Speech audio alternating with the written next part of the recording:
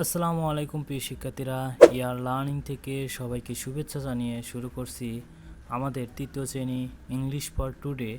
আজকে আমরা unit 2 lesson 5-এ শিখব।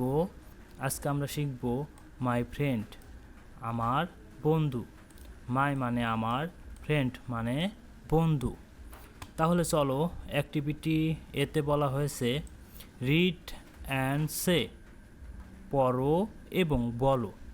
রিড মানে পড়া, অ্যান্ড মানে এবং, সে মানে বলা।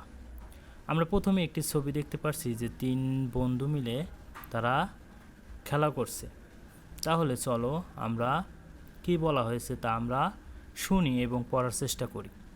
আই অ্যাম সুনীল, আমি Sunil. I am 8 years old, আমার বয়স 8 বছর। এখানে ইয়ার্স মানে বছর, ওল্ড মানে বয়স। আই হ্যাভ মেনি ফ্রেন্ডস, আমার অনেক বন্ধু আছে। অ্যান্ড এবং, Rahat is my best friend, Rahat আমার ভালো বন্ধু। He is also 8 years old, তার বয়স 8 বছর। He lives near my house, সে আমার বাড়ির নিকটে বাস করে।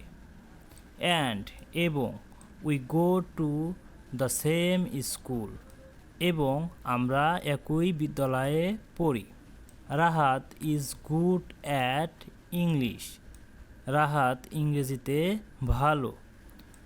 In the afternoon we play football, বিকেলবেলা আমরা ফুটবল খেলি।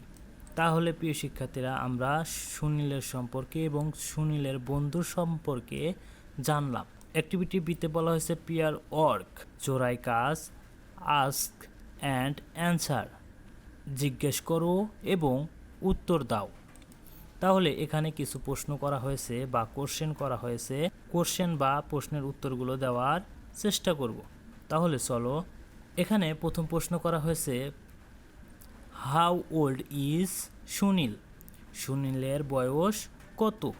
আমরা অ্যান্সারে বলতে পারি সুনীল ইজ 8 ইয়ার্স ওল্ড, সুনীলের বয়স 8 বছর। দ্বিতীয় প্রশ্ন হচ্ছে what is his best friends name, তার সবচেয়ে প্রিয় বন্ধুর নাম কি? আমরা অ্যান্সারে বলতে পারি his best friends name is Rahat, তার সবচেয়ে প্রিয় বন্ধুর নাম রাহাত। তৃতীয় প্রশ্নতে বলা হয়েছে where does Rahat live, Rahat কোথায় বাস করে? আমরা অ্যান্সারে বলতে পারি Rahat lives near Sunil house, Rahat সুনীলের বাড়ির নিকট বাস করে। 4 নম্বর প্রশ্নে বলা হয়েছে what do they do in the afternoon, তারা বিকেলে কি করে? আমরা অ্যান্সারে বলতে পারি they play football in the afternoon, তারা বিকেলে ফুটবল খেলে। তাহলে প্রিয় শিক্ষার্থীরা, আমরা পরবর্তীতে অ্যাক্টিভিটি সিতে বলা হয়েছে answer the questions about your friends, তোমার বন্ধুর সম্পর্কিত প্রশ্নগুলোর উত্তর দাও। ইউজ কমপ্লিট সেন্টেন্সেস, সম্পূর্ণ বাক্য ব্যবহার করো।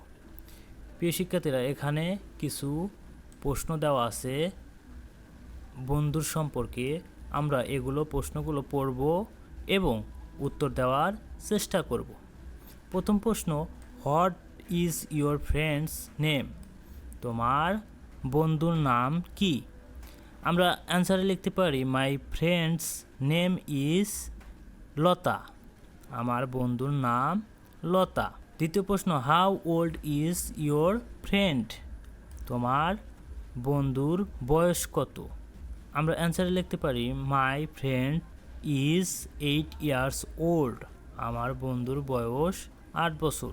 তৃতীয় প্রশ্ন হচ্ছে do you go to the same school, তোমরা কি একই বিদ্যালয়ে যাও? আমরা অ্যান্সারে লিখতে পারি yes we go to the same school, হ্যাঁ আমরা একই বিদ্যালয়ে যাই। 4 নম্বর প্রশ্নতে বলা হয়েছে ডু ইউ প্লে টুগেদার তোমরা কি একসাথে খেলাধুলা করো?